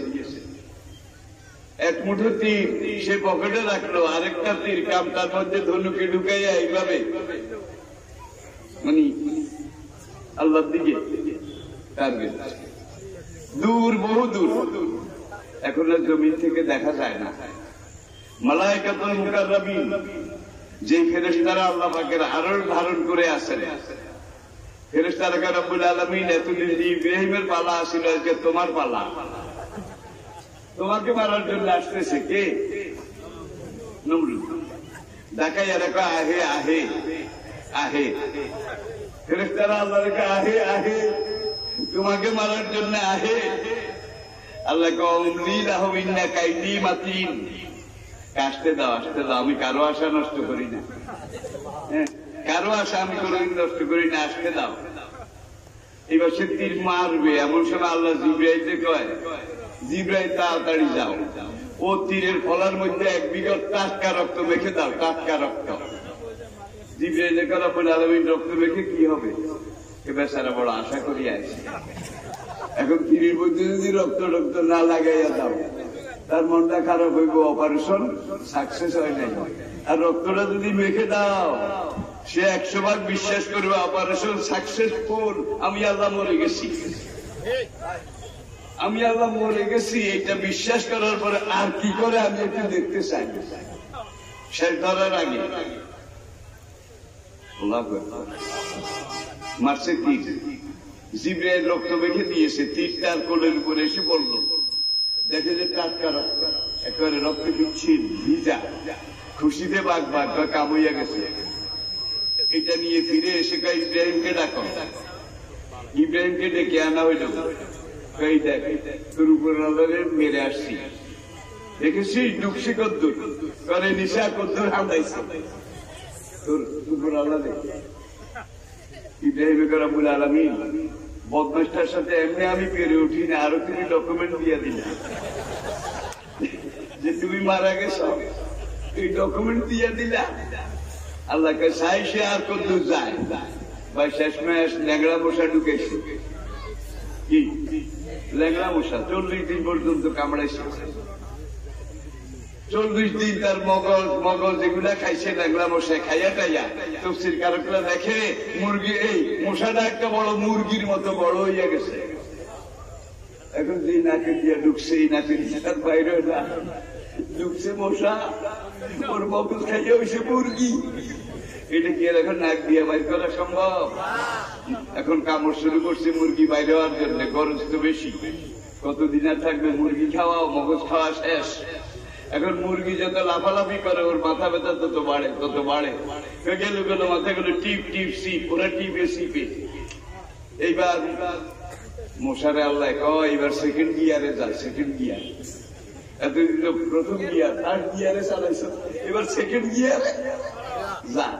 মশা যখন সেকেন্ড গিয়ারে গেছে ভাই, এইবার আর টিপা টিপিতে কাম হয় না। জনম্বর তোদেরকে খাওয়াইলাম, ক্যান্টনমেন্টে গোটা গোটা মুরগি খাওয়াইলাম, তোদের হাতে জোর নাই, খোদা হুজুর দেখেন হাত লাল হইয়া গেছে, আপনার মাথা টিপতে টিপতে ঘষতে ঘষতে টিপা টিপে কাম হবে না, ব্যথা বাড়ছে, এদিক থেকে ঘুষি এদিক থেকে বক্সি, এমন মারা মারবি। কতক্ষণ মারার পরে মাথার মগজ যেটা ছিল মোটা সেটা ছুটে গেছে, এবার ঘুষি দেয়, ঘুষির সঙ্গে নাক দিয়ে ওই মধ্যকের অংশ আর এই বাকল কিছু আর রক্ত, নাক দিয়েও বাইরে, মুখ দিয়েও বাইরে, দ্রিম দ্রিম দ্রিম দ্রিম, নাক দিয়ে বাইরে রক্ত, মগজ, দাঁত পচি গেল যেরকম বাইরে আর কি, পচা ডাবের মতো, হালায় মরে না। 40 দিন পিটাইছে, মাথা সেপটা হইতে হইতে হইতে হইতে 3.5 হাত, তার বডির সমান পাতলা, রুডি পিঠা হইয়া গেছে, রুডি পিঠা। বন্দুকের গাদা দিয়ে পিটাইছে, বুট জুতা দিয়ে পিটাইছে, কাঠ দিয়ে পিটাইছে, লাঠি দিয়ে পিটাইছে, জুতা দিয়ে লাথি মারছে, এখন এটা রুডি হয়ে যাচ্ছে, হারামজাদা মরে না।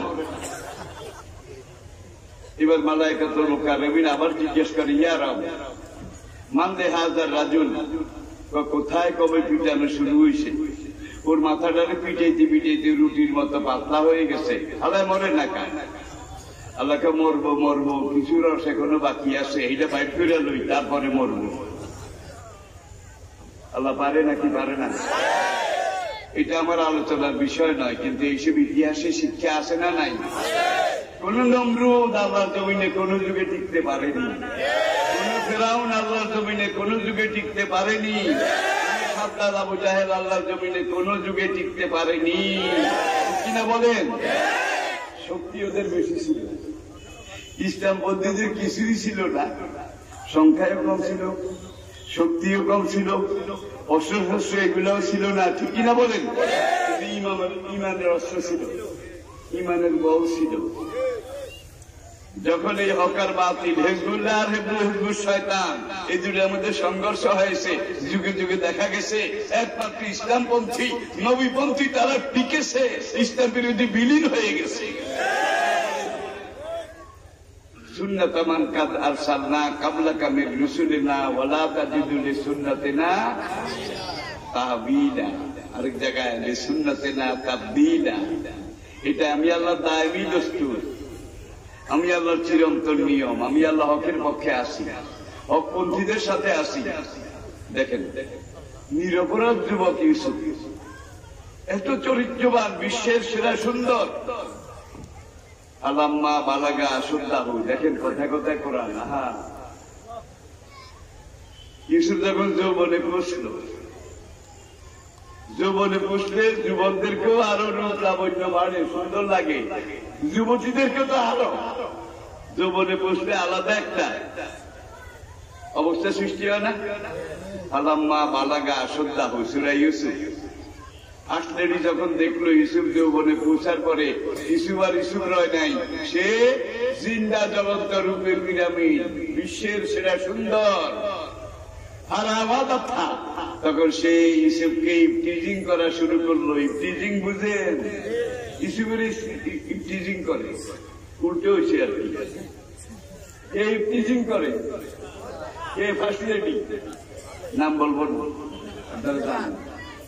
ইউসুফ, তোমার মাথার চুলগুলা রেশমের মতো, রেশমও তো এত সুন্দর হয় না। তোমার চুল দেখলে আমি না খাইয়া থাকতে পারি। ইউসুফ মহিলার দিকে তাকায় না, চুল এত সুন্দর হলে কি হবে, রেশম হলে কি হবে, আমি যেদিন মরে যাবো এগুলো ধরে ধরে পড়ে যাবে, একটাও থাকবে না। এইবার মহিলায় কয়, তোমার চোখ দুইটার মধ্যে সুন্দর চোখ আমি জীবনে কোনোদিন দেখি নাই। চোখ এত সুন্দর হয়? ইউসুফের সুন্দর হলে কি হবে, আমি যখন মরে যাব আমাকে দাফন করা হবে, চোখ দুইটা গলে যাবে, গলে গলে দুর্গন্ধযুক্ত কালো পানি এই গলা চোখ থেকে বের হয়ে আমার পুরো চেহারাটাকে মলিন করে দেবে। সুন্দর হয়ে লাভ কি? বলে তোমার হাতের যে কনুইগুলো, হাতের বাজুগুলো এত সুন্দর, বেলুনের মতো, চোখ দুটা লাডার মতো, মুখটা বাড়ার মতো, দাঁত দুটা কড়ার মতো। দেখছেন কেন কি প্রশংসা করে? ইউসুফের হলে কি হবে, যখন মরে যাবো সব মাটির খোরা খাবো। এখন ফিজিং করে সুবিধা করতে পারে না। অকাল রাখাতে যাবো ডাইরেক্ট কোরআন। এবার সে দুবার আটকেছে, জানালো আটকেছে। আজকে এইবার লাভ দিয়ে ইউসুফের পাঁচা করে ধরবে ধরবে আর কয় কালা ইউসুফ হায়তালা, ইউসুফ হায়তালা। আর রেডিও কিন্তু কম সুন্দরী আছেন না, সেই নাম যারা খুশি আমি মনে করি। একজন যৌবন ইউসুফের জন্য উপযুক্ত, সে অনিন্দ সুন্দরী ছিল, কিন্তু ইউসুফের মাঝখানে হুদুদুল্লাহ আছে, ব্যারিকেড আছে। ইউসুফ জানে আমার শরীয়ত আমাকে বলেছে ওলা তাকরাবুজ জিনা ইন্নাহু কানা ফাহিশাতাও ওয়া সাআ সাবিলা। এখন সেইবার ইউসুফকে নিজের খাটের দিকে টানে, দেখছেন টানে আর কয় কালা ইউসুফ হায়তালা, ইউসুফ হায়তালা। মারমাডি Christian, converted Muslim, he is a converted Muslim. সে যে ইংরেজি তফসির লিখেছে, সে ইউসুফ হায়তালা এইটার ইংরেজি তর্জমা করেছে Yusuf come and enjoy me, come and enjoy me. Yusuf আসো, দেরি করো কেন? আমার এই জীবন যৌবন দেহ বন্ধনী সুষম সৌন্দর্য তোমাকে আমি অফার করছি, এখন তুমি আমার দেহকে ভোগ করো। দেখছেন কিভাবে অফার? কালা মাজ আল্লাহ ইউসুফের নাউজুবিল্লাহ, আমি এই কামের মধ্যে নাই। ইন্নাহু রাব্বি আহসানা মাসওয়ায়া ইন্নাহু লা ইউফলিহুজ জালিমুন। তিনি বলেছেন জিনা করা যাবে না, ওলা তাকরাবুজ জিনা।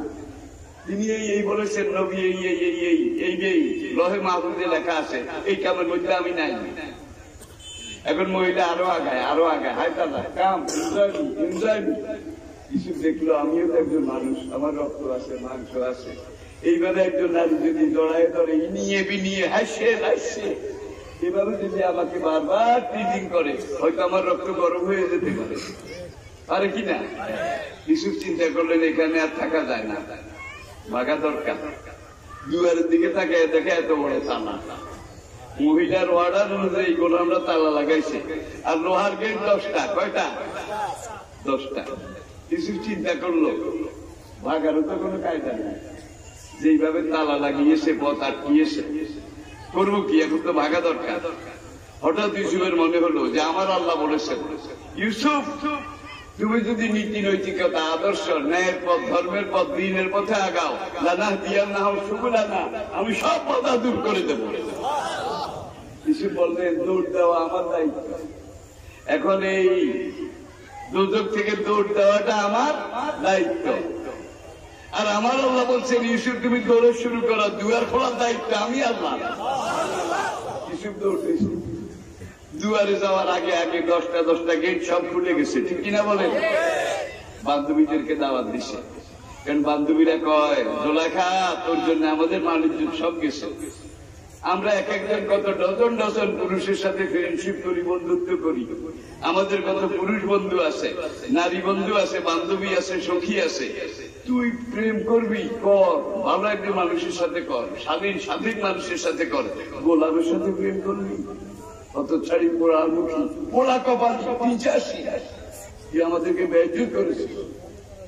জোলাখার একটু প্রেস্টিজে লাগছে, বান্ধবীদেরকে দাওয়াত দিছে একদিন। ইতিহাস আপনারা জানেন, মনে করাই নেই, পার্টি চলছে,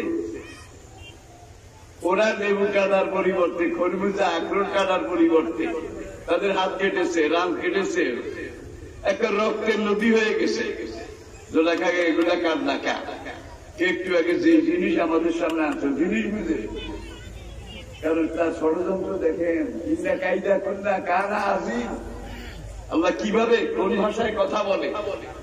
মহিলারা যখন লেবু কাটবে, ডিনার উদ্বোধন হবে পার্টি, এই সময় ইউসুফের এক গ্লাস একটা আর পানির জল, এটা হাতে দিয়ে মহিলাদের মাঝখানে পানি খাওয়ার দায়িত্ব দিছে। দায়িত্ব দিয়ে আবার হাজ আল্লাহ লুমতুন্নানি ফিহে, এই সেই গোলাম যে গোলামের প্রেমে পড়াতে তোমরা আমাকে গালমন্দ করো, এই গোলাম। মহিলার এবার ছুরি থেকে নজর গোলামের দিকে দিছে, দিয়ে এখন কয় মা হাজা বাসার ইনহাজা ইল্লা মালাকুন কারীম, বৈন্য বোন তোর কোনো দোষ নাই, বৈন্য বোন তোর কোনো দোষ নাই, এটা কোনো মানুষ নয়। After all he is not a man but he is an Angel. মা হাজা বাসার, কোন মানুষের এত রূপ এত সুষম সৌন্দর্য হতে পারে না, নিশ্চয়ই এ কোন স্বর্গের দেবতা। মাহাজা বাসারায় ইনহাজা ইল্লা মালাকুন কারীম, ইসুফের দিকে চোখ, ছুরি কিন্তু এখানে, ছুরি তার 12 আনা কাম শেষ, রক্তের নদী পুরা পার্টির মধ্যে সব কেটে ফলাইছে। আসতে দি কয় তোমাদের অবস্থা কি? আজকাল দেখা কেউ আমকার চোখের কল্পেট কেটে ফেলেছে, এখনো পোষাও, ব্যাপারটা কি? বন্যে বোন যে জিনিস সামনে আনছ এটা দেখার পরে নিজেদেরকে বুঝে গেছে, বোন তোর কোনো দোষ নেই, একবার দেখেই তো আমরা নিচে করে সবাই করে ফেলেছি, আর তোর সামনে 3 দিন থাকে।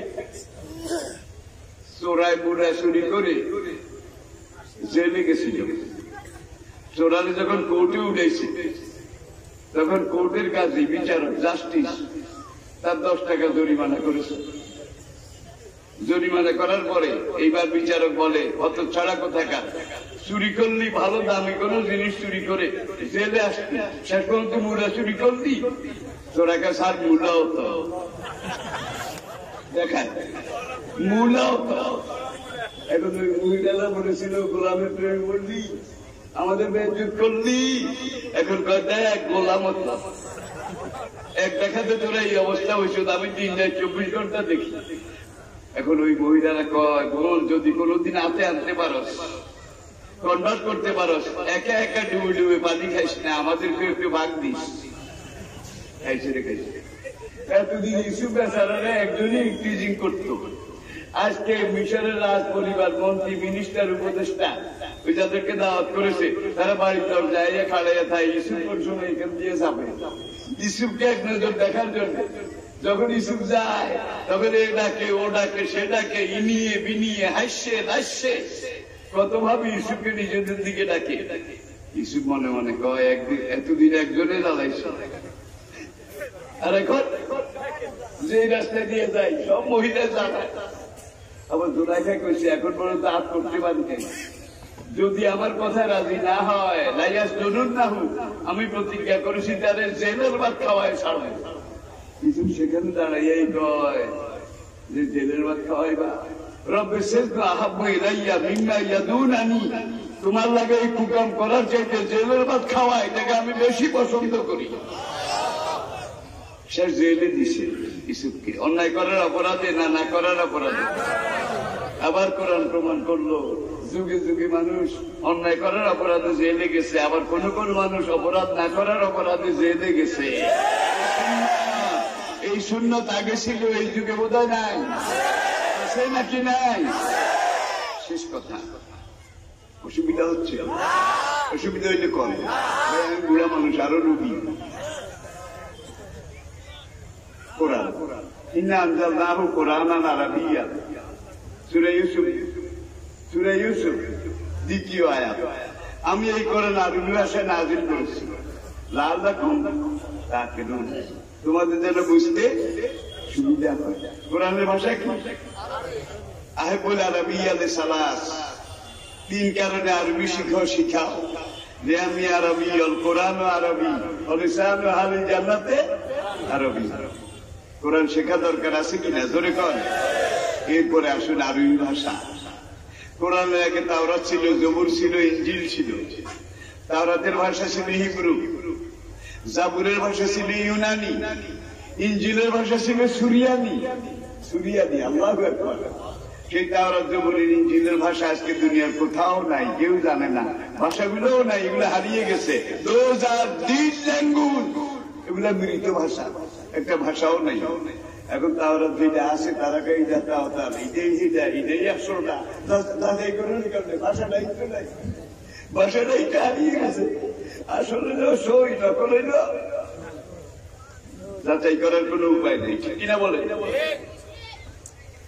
এমনকি ইসরায়েল, সেখানে পর্যন্ত এই যে ঈসা আলাইহিস সালামের কিতাব, মুসা আলাইহিস সালামের কিতাব তাওরাত, হিব্রু ভাষা দুনিয়ার কোথাও নাই, ইহুদিদের দেশ ইসরায়েলেও নাই। এগুলা হারিয়ে যাওয়া ভাষা, মৃত ভাষা। আদমের ভাষা আরবি, হাওয়ার ভাষাও আরবি, তারা জান্নাত থেকে এসেছে, ঠিক কিনা? আদমের দশম প্রজন্ম নূহ আলাইহিস সালাম, দশম প্রজন্ম, 10th জেনারেশন। আমি কি বুঝাতে পেরেছি? 10টা ধাপ করে নূহ আলাইহিস সালাম। নূহের ভাষা আরবি। এরপর নূহের লোকের দুইজন মানুষ যারা নূহের সাহাবী, একজনের নাম জোরহম, আরেকজনের নাম এরাব। জোরহম, এরাব যখন নৌকাটা উত্তর ইরাকের জুদি পাহাড়ে এসে ঠেকলো এবং ইমানদাররা নৌকা থেকে নামলো, তখন জোরহম বর্তমান মক্কা কাবার অদূরে তামিম এবং আরাফা, এই দুই জায়গার মাঝখানে জোরহম, সেখানে বসতি স্থাপন করেছেন। আরেকজন আরব, সে দক্ষিণ আরবের ওমান এবং ইয়ামান, এই এলাকা আরব সাগরের পাড়ে। আর এই আরবের নাম হলো যে আরব, সেখান থেকে এরাব, সেখান থেকে আরবি। আর ইসমাইল প্রথমে যে বিয়ে করেছিলেন যে বংশের মেয়ে, জোরহম বংশের, তাহলে বুঝা গেল আরবি কাল পরম্পরায় ছিল। ইনসাইক্লোপিডিয়া ব্রিটানিকা খুলুন, বিশ্ব ইতিহাসের ডায়েরি, তারা সোনার অক্ষরে লিখেছে Arabic is the richest and oldest language of the world. একমাত্র আরবি দুনিয়ার সবচাইতে প্রাচীন এবং রিচেস্ট, সবচাইতে ধনী, সবচাইতে সমৃদ্ধ, পরিপূর্ণ যে ভাষা দুনিয়াতে, সেই ভাষাটা হইল আরবি ভাষা। তারা বোধহয় গাঁজা খাইয়া লেখছে নাকি গবেষণা করে লেখছে, তারা এটা লিখেছে এবং স্বীকারও করেছে। Arabic is the oldest and richest language of the world. দুনিয়ার সবচাইতে প্রাচীন এবং সমৃদ্ধ, ধনী, সবচেয়ে ধনী যে ভাষা, সেই ভাষাটার নাম আরবি। এইবার একটা উদাহরণ দিয়ে শেষ করছি আমি। সেটা হলো, দেখেন কোরআনে আল্লাহ উট শব্দ ব্যবহার করেছে, উদাহরণ দিয়েছে, ঠিক কিনা বলেন? আফালা ইয়ানজুরুনা ইলা লিবিলি কাইফা খালাকা ইবল শব্দের অর্থ হলো উট। এর মধ্যে মাদাও আছে, মাদিও আছে, নরও আছে, নারীও আছে। এখন ইংরেজি ভাষায় আপনি এবেলের ইংরেজি অনুবাদ করেন, একটাই শব্দ আছে, ক্যামেল, দি ক্যামেল, আর কোন শব্দ নাই। দি ক্যামেল এবেলের ইংরেজি। এখন এই ক্যামেলটা যদি উল্টা যদি নর হয় তাহলে ক্যামেলের সামনে লিখতে হবে হি ক্যামেল, হি। আর এই উল্টা যদি মাইও নয় তাহলে ক্যামেল লেখে সামনে লিখতে হবে সি ক্যামেল। কি এতে উঠ, এটি উঠ, হি আর সি, এটা ইন্ডিকেট করা লাগবে, ঠিক কিনা বলেন? বাংলায় যদি দেখেন তাহলে আপনাকে লিখতে হবে নারী উঠ, নারী উঠ। আর নরইলে উঠনি আবার বাংলাতে আসে না, এটা উঠ, নারী উঠ। আর উঠতে যদি নর হয় সেলা, সেলা। মহিষের মধ্যে তো মাদ আমার সেলা আসে না, নাই মোষ তো মহিষ, নরইলে কয় সেলা, আর মাদি হলে কি কয় মাদাম, মানে ম্যাডাম, ম্যাডাম। খেয়াল করেন নাই বোধ হয়, ম্যাডাম। তো আসুন কিন্তু কোরআনের ভাষার দিকে দেখেন, উঠতে যদি নারী উঠ হয় তাহলে ফাকাল লাহুম রাসূলুল্লাহ নাকাতাল্লাহি ওয়া সুকিয়াহা। দেখেন জামালুল উট, জামালুল উট পুরুষ উট।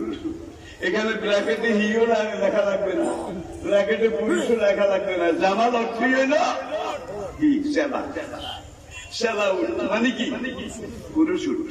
আর উঠতে যদি মাদাম হয়, ম্যাডাম হয়, লেডি হয় তাইলে ভিন্ন শব্দ আছে। দেখেন কত রিচেস্ট ল্যাঙ্গুয়েজ। ফাকাল লাহুম রাসূলুল্লাহ নাকাতাল্লাহ, নাকা শব্দের অর্থ হইল মাদি উট, নাকা।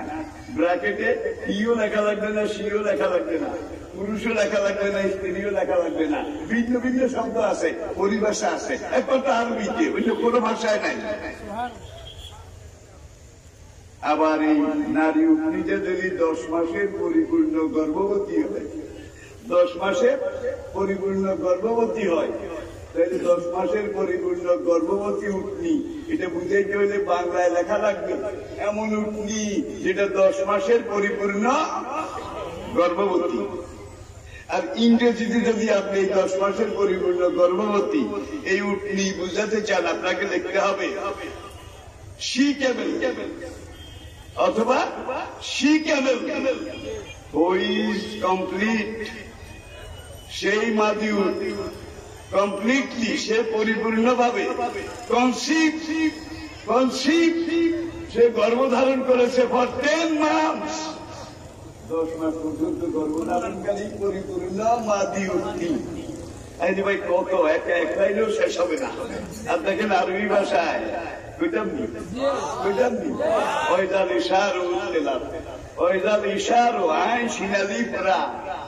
কোরআনের ভাষা এই এশার শব্দটার অর্থ হইল 10 মাসের পরিপূর্ণ গর্ভবতী উট।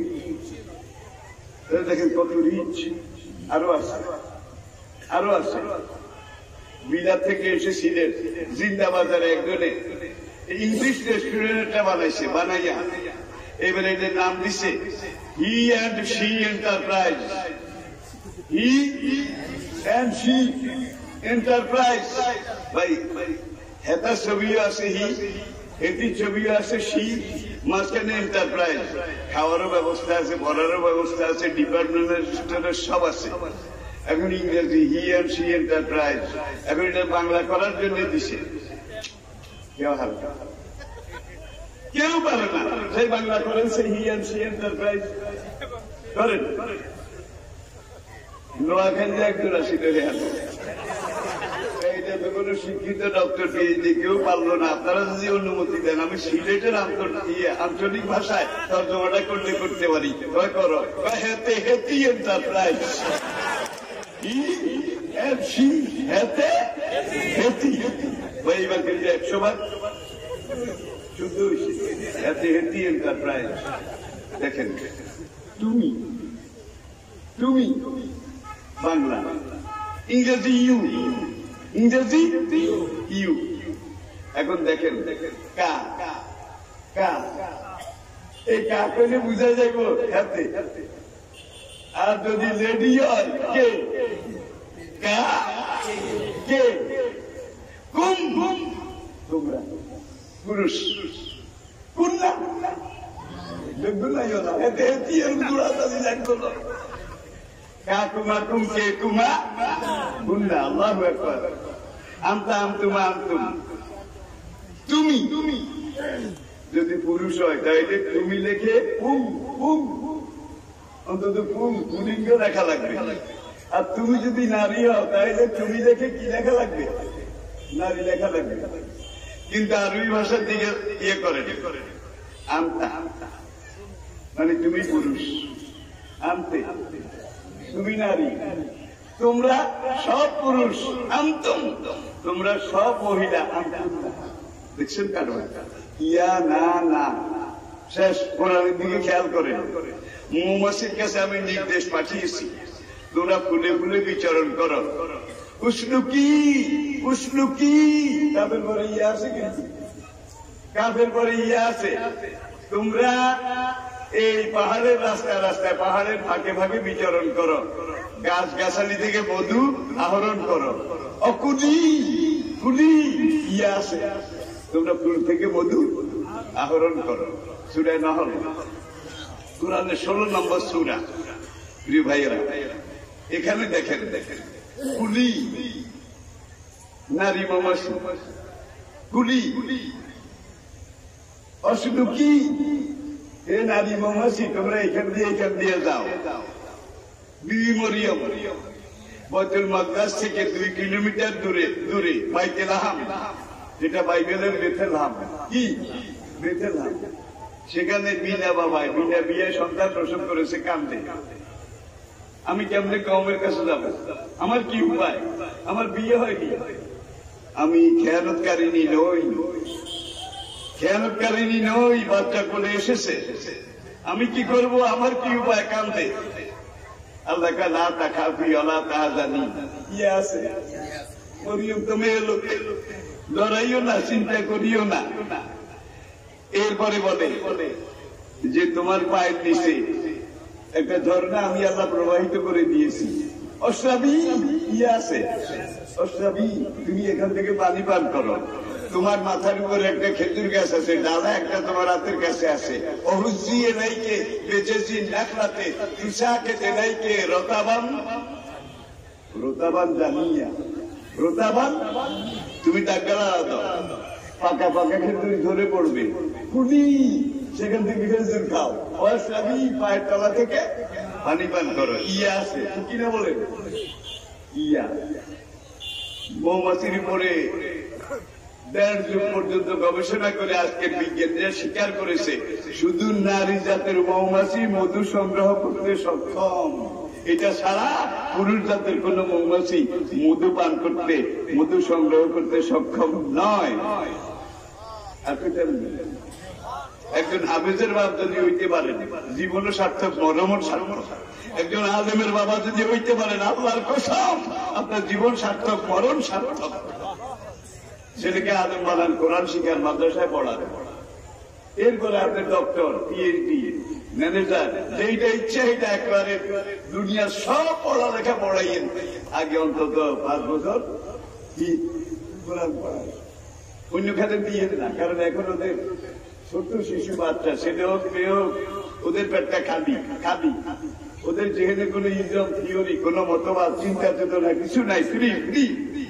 এই ফ্রি প্যাডের মধ্যে আগে কিছু কোরআন ঢুকাইয়া দেয়। আগে কোরআন ঢুকান, কোরআন সম্পর্কে তেলাওয়াত, সহজ তরজমা, কিছু কোরআন ঢুকাইয়া দেন। এরপরে থেকে ডক্টর বানান, ম্যানেজার বানান, অ্যাডমিনিস্ট্রেটর বানান, সচিব বানান, ডিসি বানান, কোন অসুবিধা নাই। কিন্তু আগে কোরআন ঢুকান। কারণটা বলবো, সকালবেলা আপনার পেট খাবেন, চোর করে কোথায়, পেটে কিচ্ছু নেই। এই সময় আপনার বিবি কালকে রাতের শুকনা ভাত আর চেপা শুটকির ভর্তা।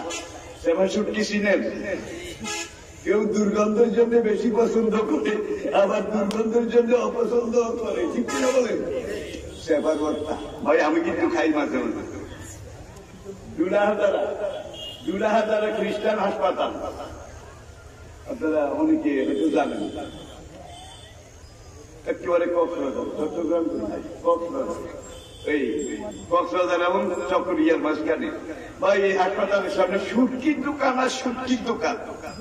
সেখানে একজনের জিজ্ঞাইলাম, ভাই হাসপাতালের সামনে সব মুরগি দোকান, ব্যাপারটা খ্রিস্টান ডাক্তাররা যত রুগী অপারেশন করে তাদেরকে শুটকি ভর্তা, শুটকি ভর্তা আর শুটকি মাছ রান্না করা শুধু এগুলা খাইতে দেয়, যাতে করে তাদের অপারেশনের জায়গার মধ্যে কোন রকমের অসুবিধা না হয়।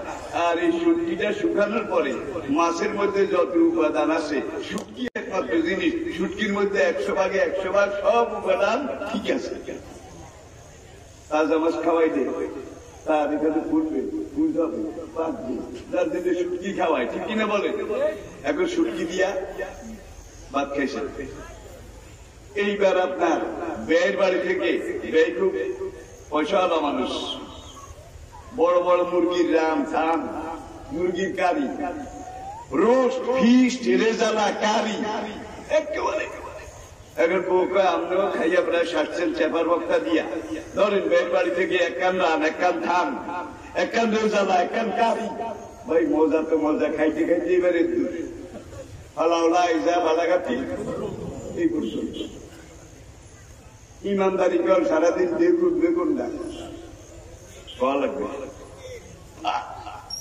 দেখুন বেগুন না এত বড় বড় মুরগির রাম, মুরগির থান, মুরগির কারি, রেজালা, হ্যাঁ কত বিরিয়ানি, কত কিছু খাইলেন, এগুলো সবই তো উপরে, শুটকিটা একেবারে নিচ্ছে, দেখুন বেগুন না।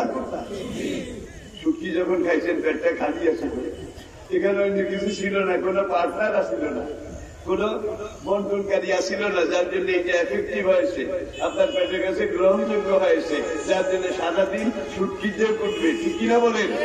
এই বাচ্চাদের খালি পেটে আগে কোরআন ঢুকান, চেপা শুটকির ভর্তার মতো আগে কোরআন ঢুকান, কোরআন ঢুকান, তারপর ডাক্তার বানান, ইঞ্জিনিয়ার বানান, যেটা ইচ্ছে সেটা বানান।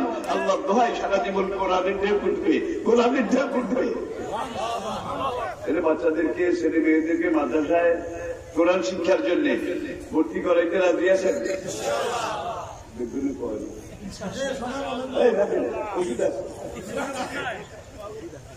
আগে কোরআন পড়াইতে রাজি আছেন? এবার অর্ধেকে বাকি অর্ধেকগুলো তো বুড়া, বুড়ারা কয় আরে এই যদি 40 বছর আগে হইতাম, সবগুলার আগে মাদ্রাসায় পড়াইতাম, ওয়ালটা শুনছি, আমার প্রোডাকশন খরচ হয়ে গেছে অনেক আগে, এখন আর কই আলাপ বুড়িয়া যুগ করে দিচ্ছে। আবার বান্ধব দিয়ে একজন থাকতে হবে, কারো জীবনে এত পীরের কাছে গেলাম, দরবারে গেলাম, এত দামি তোমার এত দোয়া কালাম, এগুলো হইল না, বুঝা গেলাম এই ধর্মের আটকুরা, প্রোডাকশনও নাই, মাথাও নাই, ব্যথাও নাই। হুজুর জিজ্ঞেস করছে কইয়া লাভ দিয়ে, আমার তো হয় না। আল্লাহ ইচ্ছে করলে বুড়ারে দিতে পারে না। প্রথম সন্তান ইসমাইল জন্মগ্রহণ করেছে, ইব্রাহিমের বয়স 87 বছর। দ্বিতীয় সন্তান ইসহাক জন্মগ্রহণ করেছেন, তখন ইব্রাহিমের বয়স 100 বছর। দেখেন ইয়াহিয়া আলাইহিস সালামের কাছে ফেরেশতা আইলো, বুড়া ভালো জীবন হলো একটা। এইবার জিবরাইল আইয়া কয় আমি তোমার কাছে আইছি, আল্লাহ বলেছে তোমাকে একটা নেককার সন্তানের সুসংবাদ দেব। এখন ইয়াহিয়া আলাইহিস সালাম কয় কাইফা ইয়াকুনু লি গোলাম, কোরআনের কথা, কিভাবে সন্তান হবে? অকাত বালাগা নিয়াল কেবার, আমি তো বুড়া হয়ে গেছি, ডেন্ডু বুড়িয়া, ওখানে দেবরাতি আগে আমার বিবি হলো বাঘা, 2 রকমের ব্যাকওয়ার্ড, কি করে সন্তান হবে? কালা কাজালি, আমার আল্লাহ ইচ্ছা করবে বুড়ারেও দিতে পারে, বান্দারই দিতে পারে না, আমার এই বান্দা বিবির গর্বেও আল্লাহ সন্তান দিতে পারে। এবং আল্লাহ কই দিছে এই বুড়ি বান্দা বুড়ির ঘরে তুমি বুড়িয়ার পুরুষে যদি কোনো সন্তান হয়, ইসমুহু ইয়াহিয়া, ছেলেটার নাম ইয়াহিয়া রাখবে, এটা আল্লাহর সিলেকশন। হয় না, হয় নাই, হয়েছে না, হয় নাই। এইবার যারা বিয়া করানো তারা কোরআনের কথা শুনো, নিয়ত করো, আল্লাহ জীবনে যৌবনে কোনদিন যদি পৌঁছি, বিয়ে শাদী করি, দাম্পত্য জীবনে যাই, আল্লাহ তুমি সন্তান দিলে সন্তানগুলাকে আগে আমি কোরআন পড়াবো, আগে মাদ্রাসায় পড়াবো, তারপরে দুনিয়াবি আমি ডাক্তার, ইঞ্জিনিয়ার, যেটা ইচ্ছে এটা বলার আপনি স্বাধীন, কিন্তু আগে কোরআনের শুটকির ভর্তা ঢুকার। তাইলে এবার বুড়িয়ারাও কইল, মানদা কেউ থাকলে হেও কইল, ওইলেও পাস না ওইলেও পাস, এই বুড়িয়ার যদি ছেলে টেলে বুড়া কালে ইব্রাহিমের মতো জাকারিয়ার মতো একটা হয় ইয়াহিয়ার মতো, তাইলে মাদ্রাসা দিয়ে দিবেন। আর যদি না হয়, এখন এই বুড়া কালে ওই যে মাদ্রাসায় পড়াবো এটা বলবেন, এখানে বোধহয় লেখা হবে না, হবে না বোধ হয়। আসরের ময়দানে আল্লাহ এই লেখাটা আপনার জন্য হুজ্জত করবে, ডকুমেন্ট হবে। নবী বলবেন আমার বুড়াও মধ্যে কইছিল ইব্রাহিমের মতো জাকারিয়ার মতো বুড়া কালে একটা দিলে মাদ্রাসায় পড়াইবে, এই যে লেখা আছে। লুৎফর রহমানের ওয়াজ শুনে কইছিল মাদ্রাসায় পড়াবো, এই যে লেখা আছে। তুমি হলা দাও না কি, তুমি সন্তান দিলে না কেন? আল্লাহ বলবেন ভালাম তো কাজা দেখ, সন্তানের দরকার নাই, দেয়া যেটা আছে এটাতে ফার্স্ট ডিভিশনে পাস। আল্লাহ কাহার কাহন জান্নাত ফিরদাউসে, তাহলে বান্দা হইলেও করবে, বাচ্চা হইলেও পাস, না হইলেও পাস, ঠিক আছে নি, বুড়ো হইলেও করবে। আর তোমরা যারা যুবক এখানে বিয়ে করো অনেক দেরি, অনেক দূরে, তোমরাও কইবা। ঘর সংসার যেদিন হয়, বিবাহ যেদিন হয়, আল্লাহ একটা সন্তান অন্তত আমি মাথায় পড়াবো, আদের বানাবো। বিয়ার আগে আপনি মরে গেছেন, কথার কথা ইয়ালো কিন্তু লেখা এটা জমা হয়েছে নাকি হয় নাই? যে বিয়ে করলে ছেলে পেলে হইলে আগে কোরআন পড়াবো, মাদ্রাসায় পড়াবো, আকাম টুকাম তা আছে, এটার পাশাপাশি আরো একদিন ফেরেশতারা শিওর লই আইব, নবী দিব তমক এই শিওর লাগে না, আমার নাম ডাকে চা কি লেখা কেটে মা পেলে বই কইছিল যদি বাসিকা বিয়া করে তাহলে সন্তান হলে কোরআন শিখে বোঝে লেখা আছে, দেখা তো আছে, দেখা হিসাবে ফার্স্ট ডিভিশনে পাস। একবার বলবেন তাহলে বিয়ার আগে মরলেও পাস, আর বিয়ে করে যদি দেন তাইলে পাশের উপরে আরো পাস। আর যাদের প্রোডাকশন এখন চালু আছে তারা তো ইনশাল্লাহ কইবেন, যারা প্রোডাকশন চালু আছে তারাও কেবেন। যাদের যৌবন চলে গেছে কয় চাচা আপনার ছেলে কোকে আল্লাহ দিছে হুজুর 3 গায়ে, চাচা কেমন মানুষ হিসেবে কইন না, একটা পাগল, আর একটা ছাগল, আর একটা কবরে বুঝতে। আমাদের অবস্থা কিন্তু এরকম, ঠিক কিনা? নিয়ত করেন মাদ্রাসায় পড়াবেন, আপনি জান্নাতে চলে যাবেন বিনা হিসাবে। তা আল্লাহ আপনাদের এই মাদ্রাসা আপনারা গড়েছেন, এবং সাহাবাই কেরামের আগে কোরআন দিয়ে শুরু করেন। আপনার বাচ্চা, আপনার ছেলে, আপনার মেয়ে, আপনি যখন বুড়াকালে মারা যাবেন, ছেলে বউয়ের লাগে চুক্তি করব, বাবা সেগুন কাজে কি মনে রাখছে আমি যাই না, বইয়ার সঙ্গে কোয়াকুই করে আনি সেগুন কাঠের আলমারিটা, এটা চাইবে বলতে আমরা নিয়ম ওটা করে ওই গ্যাসের গুণ নিয়ম। নেতারা কেন বাঘের তালে আসে ছেলেরা, মেয়েরা কোনো বাঘের তালে থাকে না, সারা জীবন মা বাবার জন্য কাঁদে, কোরআন তেলাওয়াত করে। মেয়েরা শুধু বেশি কাঁদে, ছেলেদের সাথে মেয়েরা বেশি কাঁদে। মেয়েদেরকে মাদ্রাসায় পড়াবেন, কোরআন শিখাবেন। এই মেয়ে ছেলে যখন বলবে রব্বির হামহুমা কামা রাব্বায়ানি সগীরা, আপনার জন্য বেহেশত ওয়াজিব হয়ে যাবে। তাহলে বাচ্চাদেরকে ইনশাআল্লাহ আল্লাহ বাঁচিয়ে রাখলে সামনে আগামীতে মাদ্রাসায় পড়াইতে রাজি আছেন তো ইনশাআল্লাহ? কোরআন পড়াইতে রাজি আছে? কে কে রাজি? কে কে রাজি? আলহামদুলিল্লাহ। এবার আর একটা তোমার আলহামদুলিল্লাহ, যেন মাদ্রাসা ছাত্র না ধরে।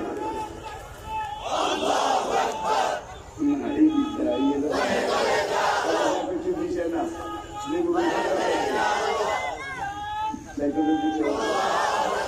সবাই আত্মীয়তার কায়দায় বসুন, আত্মীয়তার কায়দায় সকিনত নাজিল হওয়ার জন্য, দোয়া কবুল হওয়ার জন্য, এটা আদব। সবাই টাকা দিয়ে, পয়সা দিয়ে, শ্রম দিয়ে